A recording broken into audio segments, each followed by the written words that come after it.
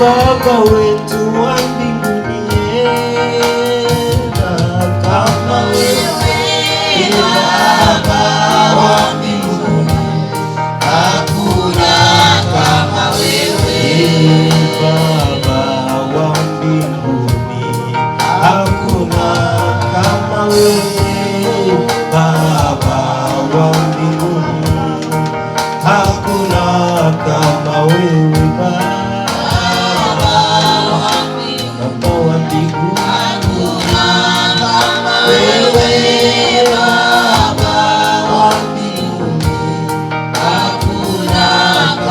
wewe. Baba wetu wa mbinguni, sawa safari atasengera kuvuga butumwa kama wewe. Baba wa mbinguni, hakuna kama wewe. Baba wa mbinguni, hakuna kama wewe. Baba wa mbinguni, Esther hakuna kama wewe.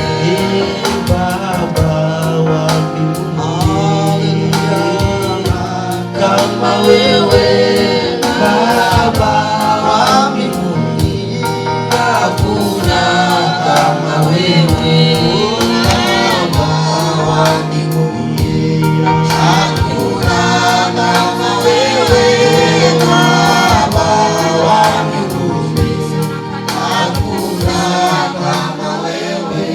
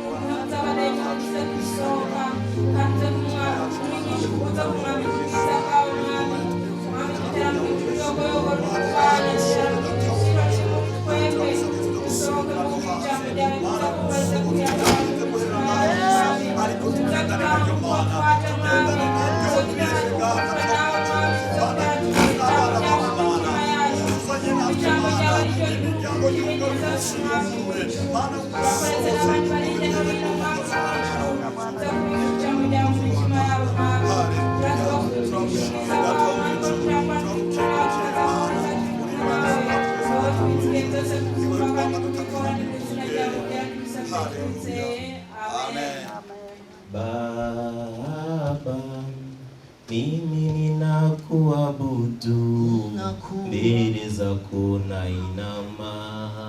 Mimi ninakuabudu, mikono yangu nainua juu.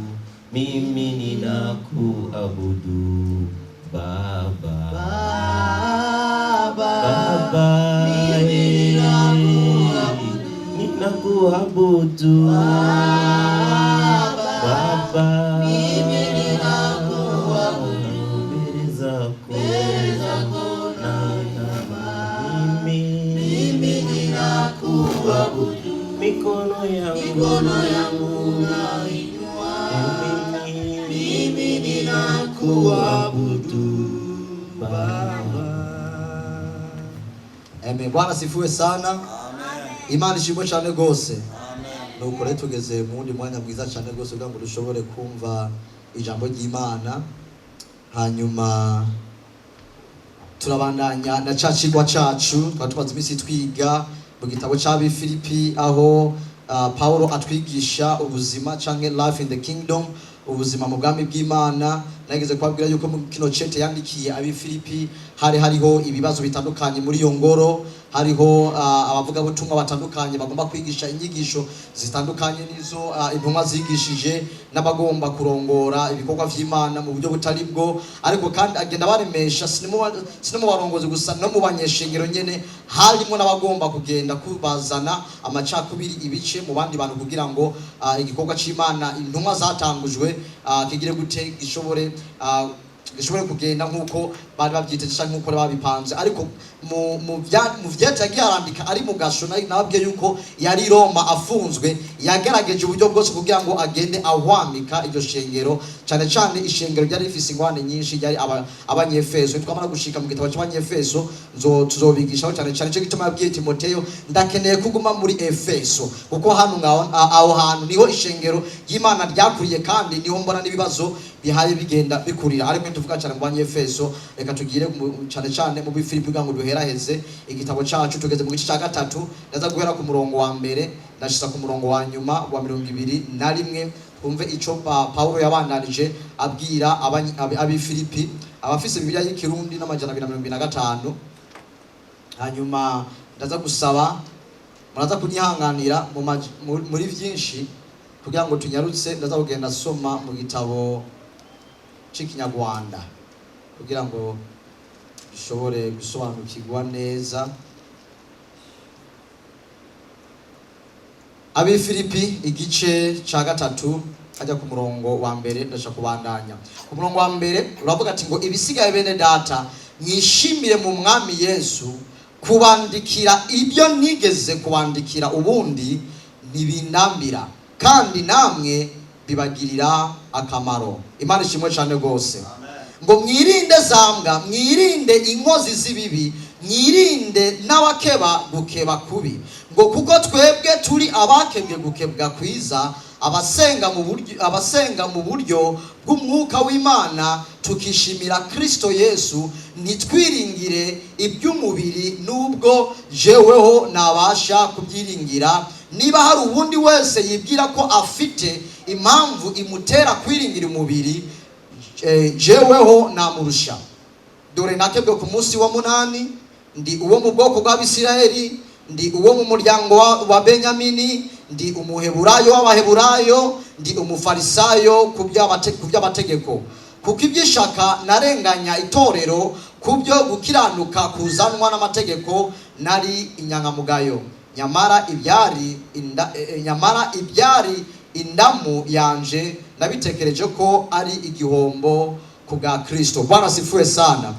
Abadata indamu mu Kirundi, ibyo nabona ko ari inyungu muri jewe, ibyo nabona ko bimbera, nabigize ubuhombe ku bwa Kristo.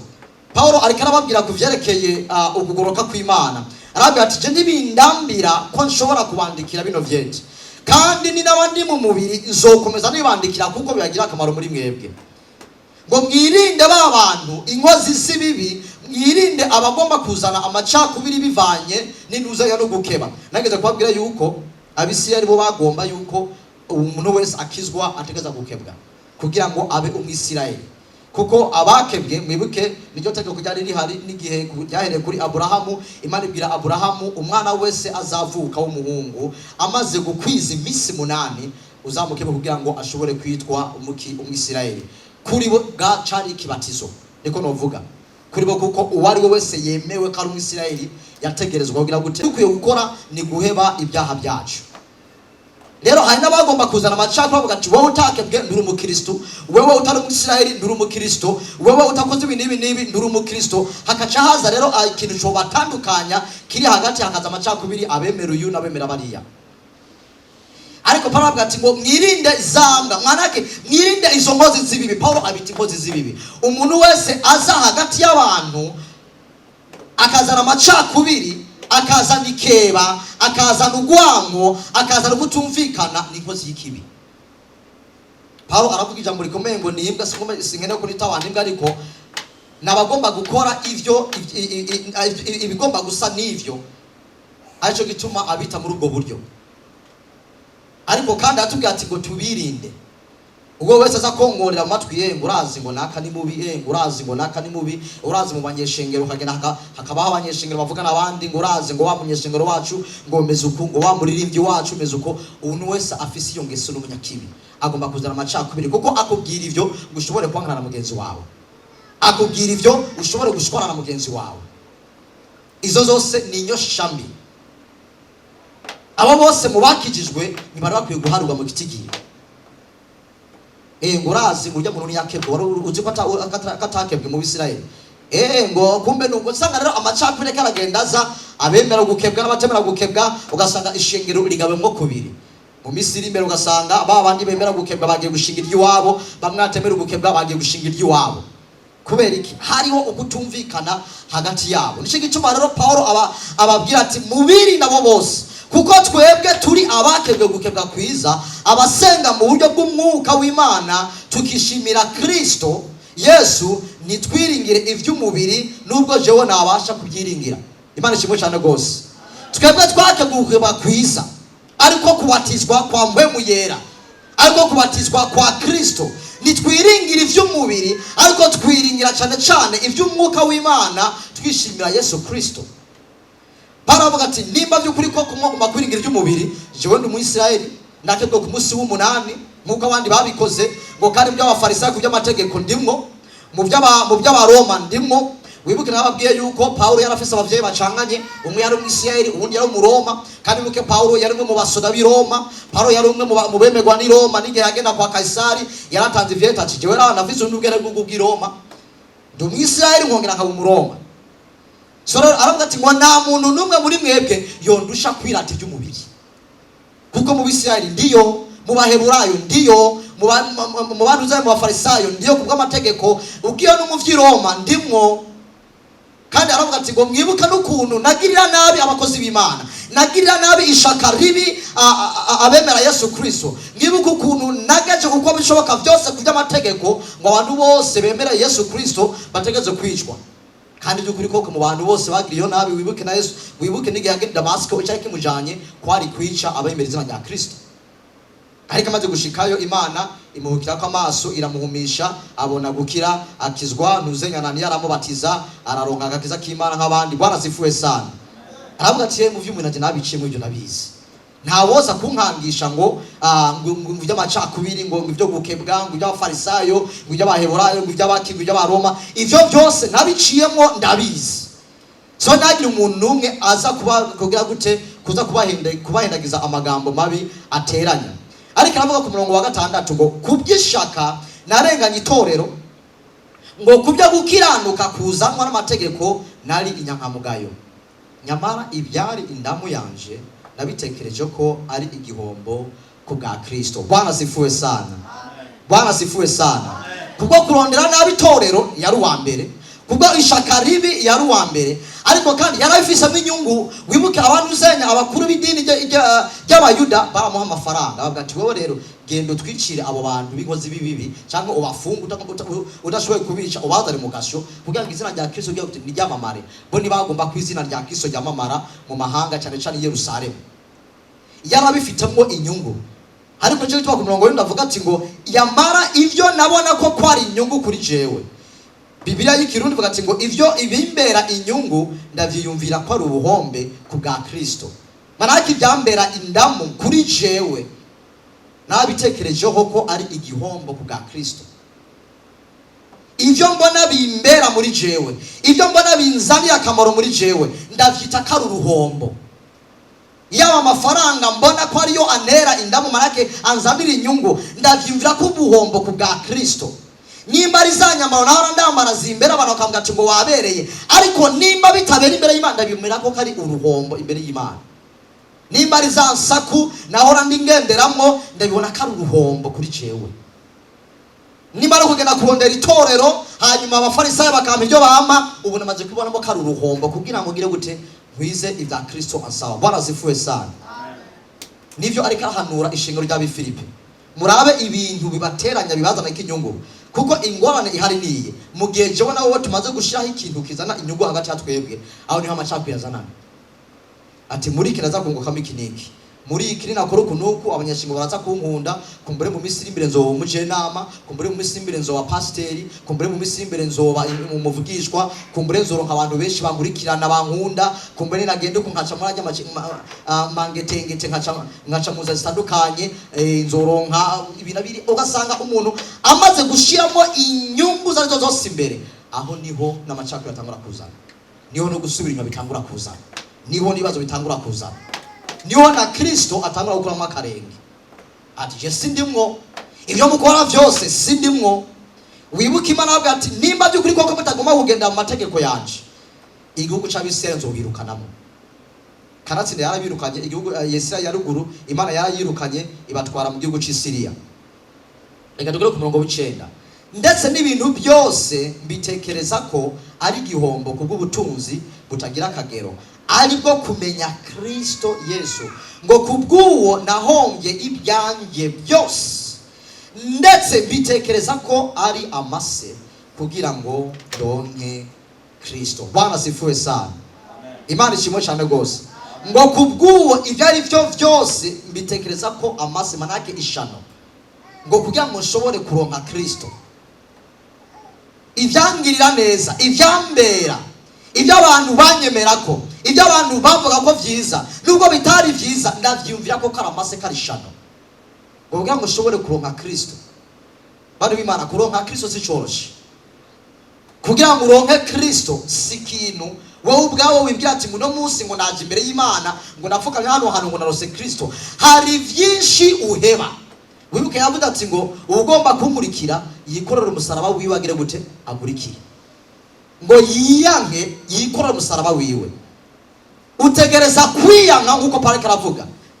Nimugende muzane ibyanyu mu itorero ry'Imana, nimugende muzane ibibabera by'iwanyu mu maso yanyu mu itorero ry'Imana, nimugende muzane ibitekerezo byanyu bibabera mu itorero ry'Imana, ariko duhakikishe ibibera Kristo abo yo tugenderamo.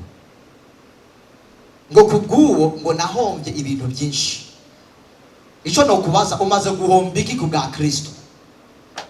Ni kiki umaze guhomba ku bwa Kristo?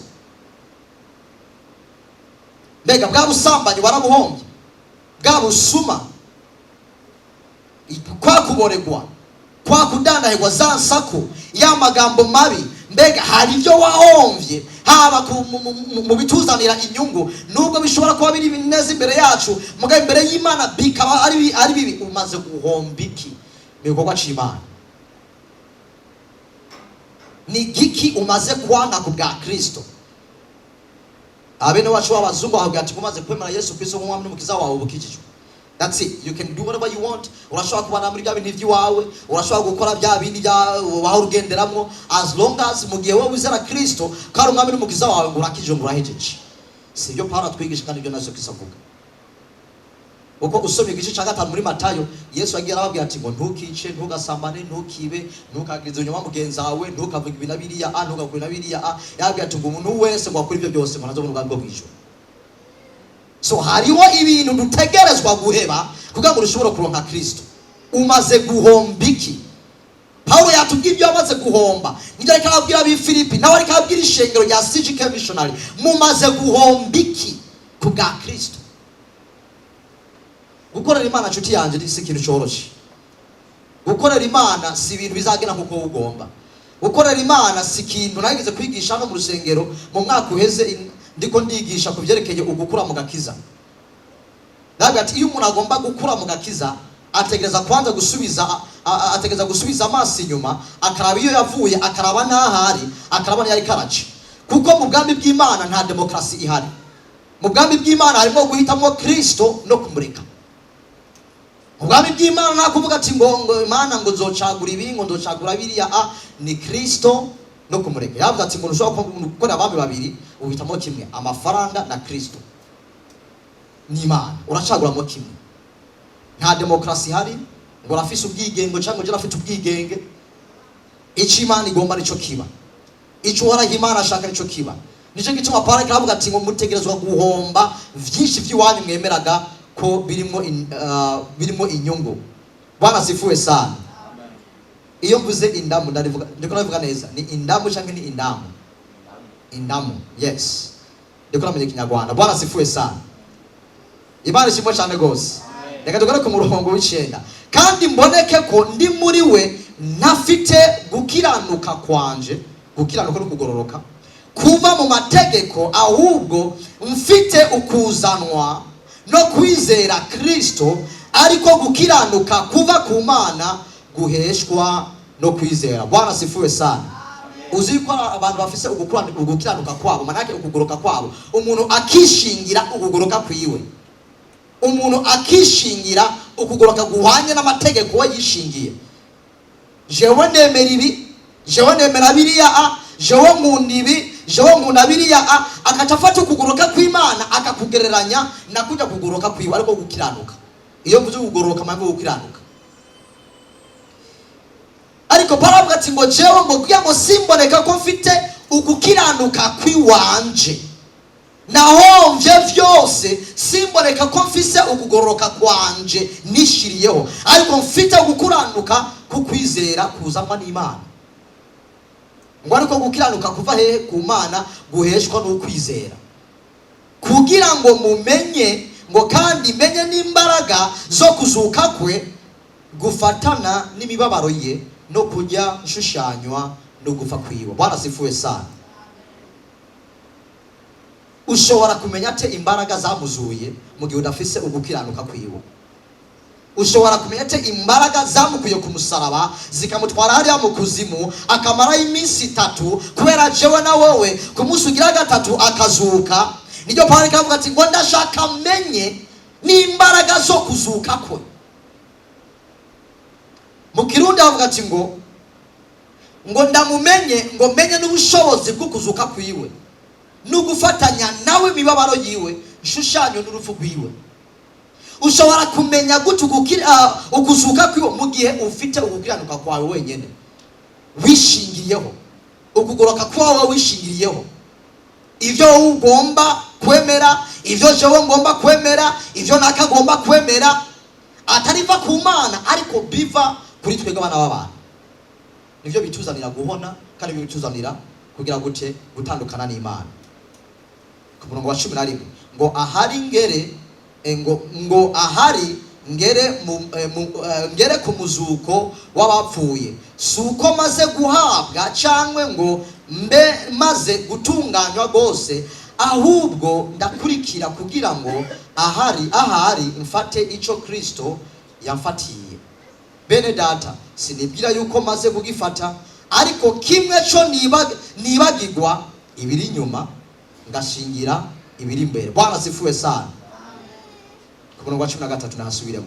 Bene data, sinibwira yuko maze kugifata, ariko kimwe cyo nibagirwa ibiri nyuma ngashingira ibiri imbere.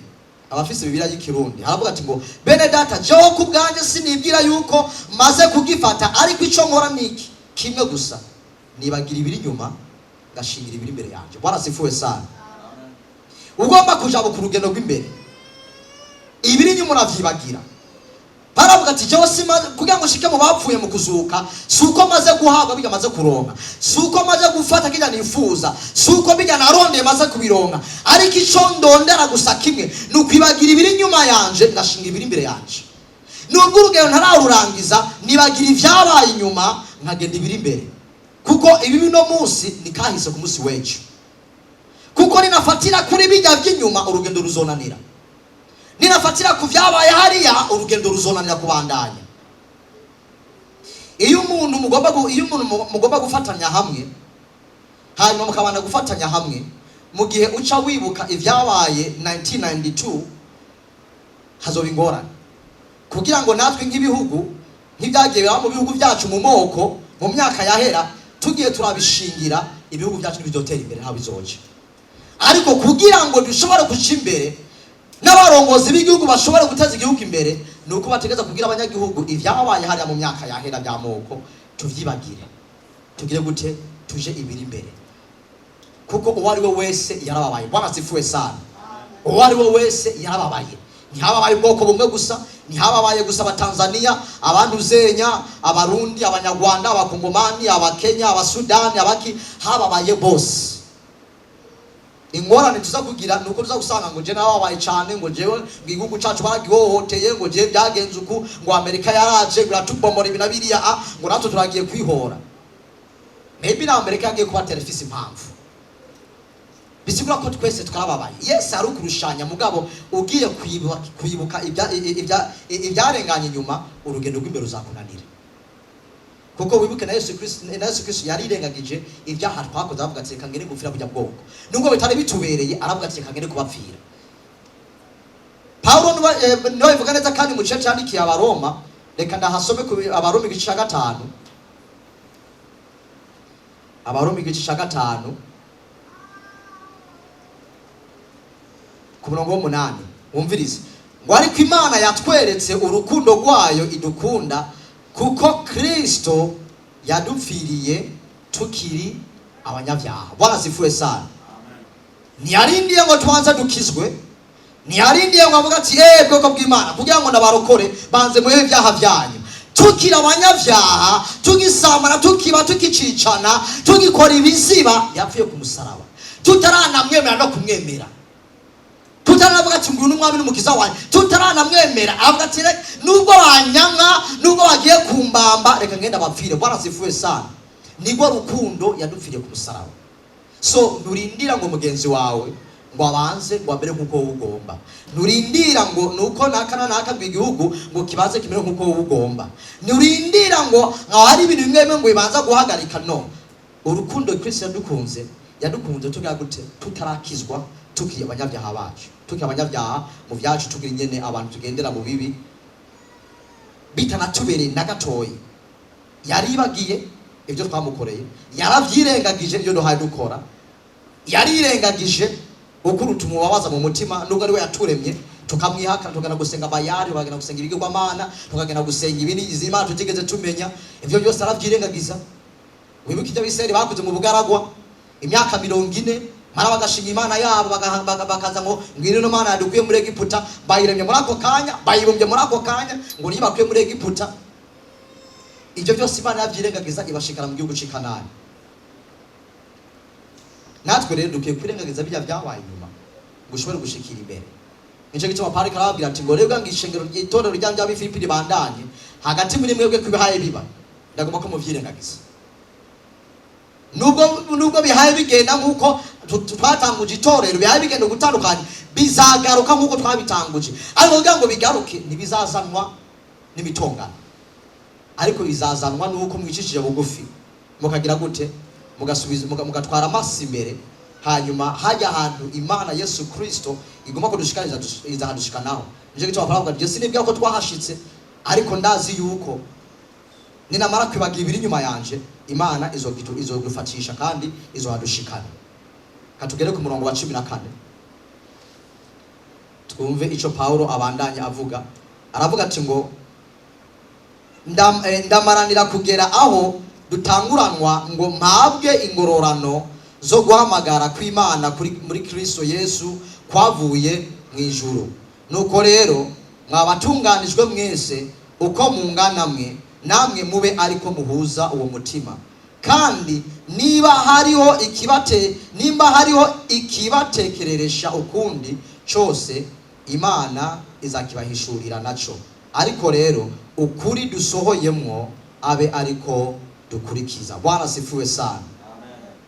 Ngo bene data ku murongo wa 17 mugere ikirenge mu canje muhuje imitima, kandi mwite kubakurikiza ingeso zacu izo mudufiteho icitegererezo. Hariho benshi bagenda ukundi, aho nababwiye kenshi nanone ndababwira ndira yuko ari abanzi b'umusaraba wa Kristo. Amaherezo yabo no ukurimbuka, Imana yabo ni inda, biratana ibiteye isoni yabo, bahoza umutima ku by'isi. Imana idufate cyane gose. Haratubwira ati ngo nuko abantu ku murongo wa 15 ngo nuko abatunganijwe uko tungana twiyumvire duco, ngo kandi namba hari ico mwiyumvira ukundi, Imana izokibahishurira naco. Mugabo rero ukuri dushitsemo abe ari kubwira gute tugumamo tugenderamo. Nimba hari ico uhaye utekereza kindi kitarahishurirwa, nimba usenga Imana by'ukuri koko izakiguhishurira. Nimba hari ibindi twiyumvira bitandukanye, nimba tuvyiyumvira ko ari ukuri, Imana izabiduhishurira. Nimba duhaye dukorera Imana mu kuri by'ukuri koko, nta kintu kitazorenga hano hantu Imana igishuye. Nimba dusenga Imana yaduhamagaye, ibigenda bica hano byose izogera biduhishurira.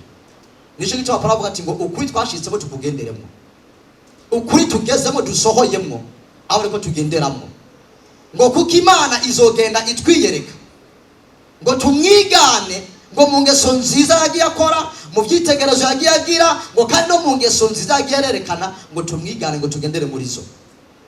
ngo tube abantu b'inyankamugayo, ngo tube abantu bagomba gukiranuka kw'Imana, atari ugukiranuka k'umwana w'umuntu, ariko ubukiranutsi bw'uhoraho Imana.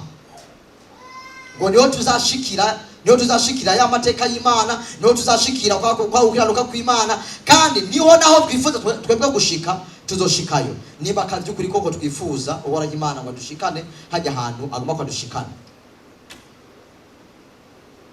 Ndagomba rero ko natwe ukuri twasohoye mwariko tugenderamo, nitwe abantu twironderera ukuri kwacu, ariko ukuri kwa Bibiliya abariko tugenderamo. Ku murongo wa 19 ku murongo wa 20 ngo naho twebweho iwacu ni mwijuru, niho dutegereje umukiza ko azava, ari we mwami Yesu. Azahindura uyu mubiri wo gucishwa bugufi kwacu, akawushushanya n'umubiri w'ubwiza bwe, kuko afite imbaraga zo kumubahisha kwigandurira byose. Yabanje atubwira ku murongo wa 19 ngo amaherezo y'abo bantu bose no kurimbuka, ngo kuko Imana yabo ninda n'abantu bakurikira amafaranga mu bikorwa by'Imana, n'abantu bakurikira inyungu zabo mu bikorwa by'Imana, n'abantu bagomba kumenyekana mu bikorwa by'Imana, n'abantu bagomba kuba abantu bashitse ku bikorwa by'Imana, atari uko bafise inzara n'inyota yo korera Imana, mugabo bafise inyungu barondera. Paulo arababwira ati abantu n'abantu yo kuva kera ndira, abo bantu sabakiranutsi b'Imana, ngo bafite izindi Imana bahaye basenga, nubwo muri kumwe mu itorero rimwe bafise izindi Imana bahaye basenga atari Imana ya Abrahamu na Isaka na Yakobo, ngo ariko amaherezo yabo ngo nukurimbuka. Ngo ariko tweho iwacu ni mwijuru si mwisi. Amen, bazivuye sana. Tweho Imana yacu dusenga ni Imana iri mwijuru, Imana ya Isaka, Imana ya Isirayeli, Imana ya Yakobo. Ngo kuko ibyite isoni n'ibintu bibi bitandukanye n'ugoroka kw'Imana sibyo tugenderamo, tugenda mu gakiza k'Imana. Ngo ariko Imana yo izahindura uyu mubiri wo gucishwa bugufi kwacu, akawushushanya n'umubiri w'ubwiza azaba tumaze gushika mu ijuru, ngo afite imbaraga ngo zo guhindura uko natwe tuzamera. Bwana sifuwe sana. Tuzahindurwa ngo tube bashasha. Uyu mubiri twambaye nitube tuwishimira, uyu mubiri dufise nta kamaro zatuzanira. Uwo mubiri nambaye si uzontwara mu ijuru, ube mwiza ube umeze gute si uzatwara mu ijuru, ngo zahindurwa mbe n'undi muntu. Nico gituma rero Paulo atubwira ati ngo tugendere ku Mana yacu, ngo tugende tugere mu bukiranutsi bwa Kristo, atari ubwacu twege twirondereye, ariko ubukiranutsi turonderwa n'Imana. Ubwo twahamagara nko kuva kera, ariko kandi twirinde na za nkozi z'ibibi, twirinde na abantu bagomba kuzana amacakubiri, twirinde na bamwe bagomba kudutwara mu bindi bintu bitandukanye no gukora kw'Imana, twirinde abantu bagomba kutwigisha izindi ngeso zitandukanye no kwemera kw'Imana twahamagariwemo. Ngo kabo bose tuvuga turira, twahaniwe kuva kera yuko sabarondera Imana barondera inyungu zabo. Umwanya uri imbere tuza gusangira umubiri wa Kristo n'amaraso ya Kristo. Ico Yesu yakoze ku musaraba kwari kugira ngo jewe na wowe dukizwe, kwari kugira ngo jewe na wowe twambare umubiri musha. Twavyumvise mu cyo cyandikira Abaroma Paulo ngo tukiri abanyavyaha Yesu adupfiriye ku musaraba, tukiri imbohe za Satani, tukimuhakana Yesu yasesha amaraso yiwe, atanga n'umubiri wiwe ngo kugira ngo jewe na wowe turonke ubugingo. Mbega nshuti, ni igiki catuma tutamwakira? Ni igiki catuma tudahinduka? Impamvu ya Paulo kwandikira abi Filipi agomba ko bahinduka, nariko ababwira ubutumwa gusa, ababwira ivyeti byo babwira ngo wikibi bandanye uko nyene, no, agomba ko bahinduka, bahindukira Imana. Nabajya abandi b'inkozi zibi bari hagati muri bo bahindukira Imana. Kuko yatagababwira ati nubwo bimeze uko tubishimira Imana, ntitugende ngo dushwane nabo, ntitugende ngo tuvuge amajambo mabi nkabo, ntitugende ngo dukore ibikorwa bibi nkabo, ntitugende ngo twigishe ubutumwa bubi nkabo, ntitugende ngo tugire ibikorwa bibi nkabo, ntitugende ngo dusenge ibigirwamana nkabo. Oya, ahubwo tugende tuberekeza akarorero keza, kumbure nimba byo kuri koko Imana izo bikore kabahindo bazohinduka. Ariko rero Imana yifuza yuko duhinduka, kuko icyo yakoze ntihari gusa ibintu byo gufyina, ntihari ibintu by'imigenzo, no, yakoze kijya gikorwa kugira ngo jewe na wowe turonke ubugingo budashira. Nyumviriza, nimba jewe na wowe tuhari kuno munsi ndikuko amaraso yasheshe, nimba jewe na wowe dufite akazi, dufite ibyo dufite, nimba turi hano duhaye dufika ijina ry'Imana, hari abandi batarosa akaryo keza ko guhimbaza Imana. Kumbe ari mu bitaro, kumbe ari mu kuzimu, kumbure yagiye, ntitumenye ibyamubaye ko, ariko jewe nawe turi hano kuko umusaraba wa Kristo ubana natwe buri mwanya. nje cyo muri bavuga ati ngo gumeho ku musaraba wa Yesu. Natwe rero tugumireze ku musaraba wa Yesu. Gusangira amaraso n'umubiri wiwe ni bimwe bitwibutsa kuguma ku musaraba wa Kristo. Ni bimwe bitwibutsa akamaro umusaraba udufite mu bugingo bwacu. Ni bimwe bitwibutsa ubuntu twagiriwe tugakizwa kandi twarabanyabyaha ruhebwa. Reka duhaguruke.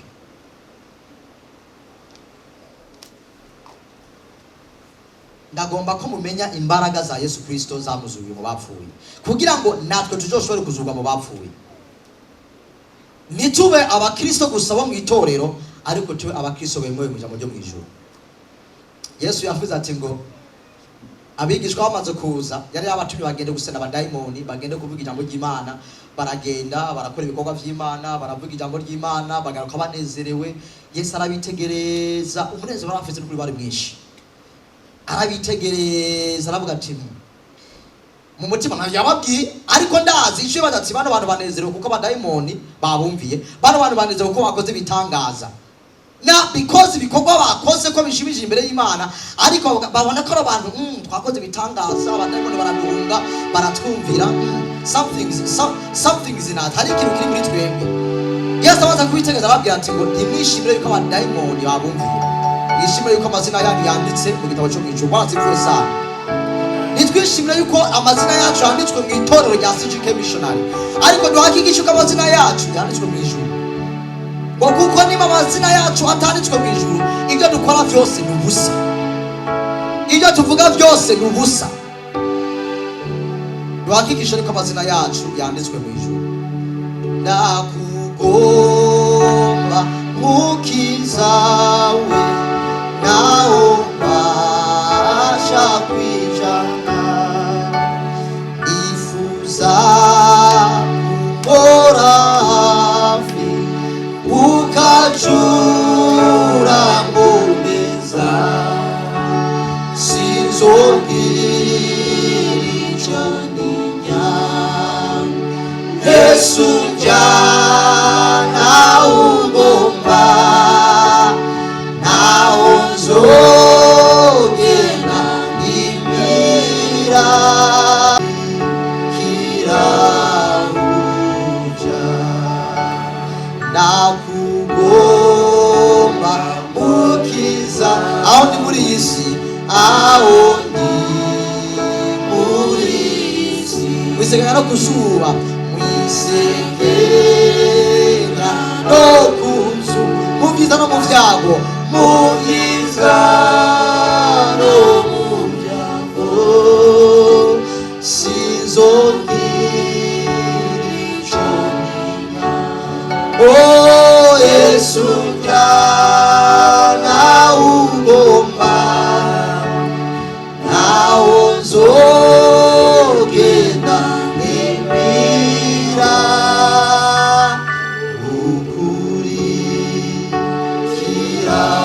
ukurikirahuza.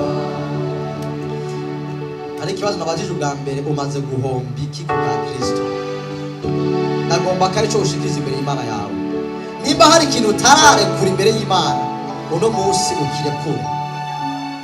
Nimba hari ikintu ukibona ko indamo kuri wowe cyangwa inyungu kuri wowe, ndagomba ko ukirekura ku bwa Kristo. Naje ubwanje ndakirekura ku bwa Kristo kugira ngo ushobore guhabwa ubukiranutsi buva ku Mana. Dusenge. Ni wowe mumezi zacu n'ububasha bwacu ko tugishobora tuguhimbaza. Wewe wama watwitayeho, ijambo ryawe ryama ryaje kutwibutsa uko bukeye uko bwije. Nta munsi n'umwe uratwirengagiza, ariko kandi ngo wama waduhaye ijambo ryawe ukatwibutsa ibyagezwe byawe, amategeko yawe, ukatwibutsa ubukiranutsi bwawe ngo dushobore kubugenderamo. Mwami Imana, Pawulo avuga ati ngo yahomvye byose ku bwa Kristo, ngo ibyamuhimbara yabibonye ko ari ishano, Maraki yabibonye ko ari amase, ngo kugira ngo ashobore kuronka Kristo, ngo nta kintu na kimwe cyomubuza gushikira Kristo. Yaba ari ubwiza bw'umubiri, yaba ari itunga ry'umubiri, yaba ari ubwenge bw'umubiri, yaba ari amashura y'umubiri, yaba ari ibiki by'umubiri, ngo byose nabibonye ko ari amase, ngo kugira ngo nshobore kuronka Kristo, nshobore gushikira Kristo. None nakwingize mwaba Imana ngo duhe kwibagira ibyarenganye, ngo twigende imbere, ngo kuko twese ngo twaragendeye mu bibi, ngo kuko twese mwaba Imana ngo twaragucumuyeko.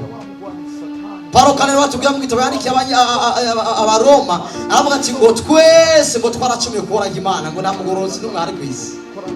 Nicyo gituma dusaba kibirenge kizima ngo tugire imbabazi n'ikigongo, uduharire, uharire ibicumuro byacu, uharire ingeso zacu mbi, kugira ngo dushobore gushikira ubukiranutsi bwawe, ngo tube abakiranutsi atari ku bukiranutsi bwacu ubwacu, ariko abe ubukiranutsi buva kuri wowe bwasizeho n'ukwizera kwawe tugenderamo buri munsi. Ngo kandi rero ngo kuri ngo twasohoyemo ngo aba ari kumwe Imana tugenderamo muri byose. Ijambo ryawe rero Imana ritwe tarajya ibirenge byacu ritumurika aho tugenda hose. Wewe wanyitangiye ku musaraba zo kwamara bigushimira, ibyo byose zoshira. Amen. Ijambo ry'agakiza TV.